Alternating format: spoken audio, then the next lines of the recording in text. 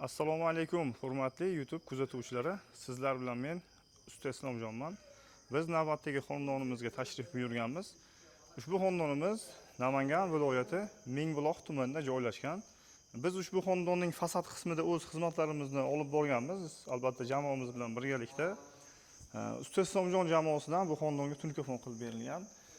Usta Fayzullo tomonidan devor qismiga lianozor suvoq ishlari bajarilgan va sokul qismi va pol qismini Usta G'avsiddin mana shunaqangi chiroyli ko'rinishda qilib bajarib berdilar va albatta nazoratida kamina o'zlari bo'ldilar akalar. Mana shu xonadonni Qorasuvoqdan chiqqan holatda qabul qilib olgan edik va bugungi ko'rinishiga mana shunday go'zal ko'rinishiga kelishligiga o'z hissamizni qo'shdik. Oq tunkadan foydalangan holatda patolog qismini tunkafon qilib berganmiz akalar. Devor qismini shu aytib o'tganimdek Leonardo suvoq qilingan, so'kullarini o'sha tabiiy Angola Black granit tosh terilgan. Pol qismiga esa 60 ga 30 lik Lux granit Xitoy kafel yopishtirilgan. Ushbu xonadonimiz ko'rib turganingizdek, shunaqangi chiroyli ko'rinishda qilib bitdi akalar. Mana shu joyda, ko'p joyda insonlar xato qiladigan bitta joy bor akalar. Shuni men hozir sizlarga aytib o'tib ketaman.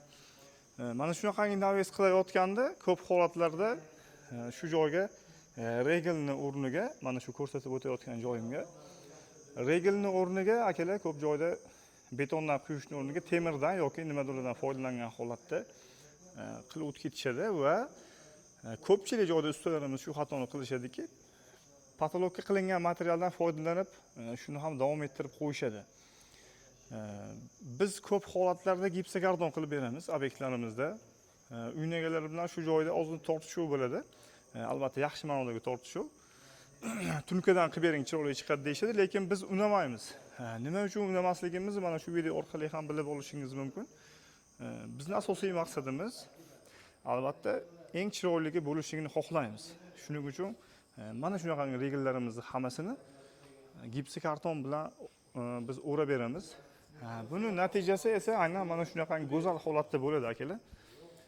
Mana bu ustunlarimiz birinchi o'rinda ajralib qolmaydi fasaddan. Bir-biriga hammasi ko'rib turgan bo'lsangiz, mana hammasi uyg'unlashgan, juda ham ajoyib holatda bo'lib va mana bu devorimiz ham mana qo'shilib ketgan bir-biriga. Agar bu joy tunkafon qilingan bo'lganida bu darajada go'zallik bo'lmas edi bu xonadonda. Shuning uchun siz ham patolog qildirayotganda albatta shu narsaga e'tibor bering.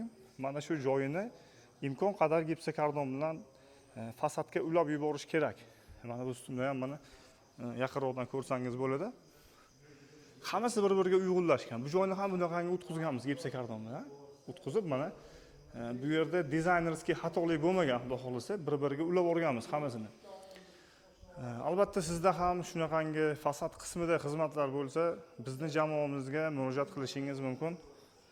Xudo xohlasa ishonchingizni oqlashga va eng chiroyligini qilib berishga harakat qilamiz akalar. Sog' va salomat bo'linglar, yaxshi kunlarda ko'rishaylik.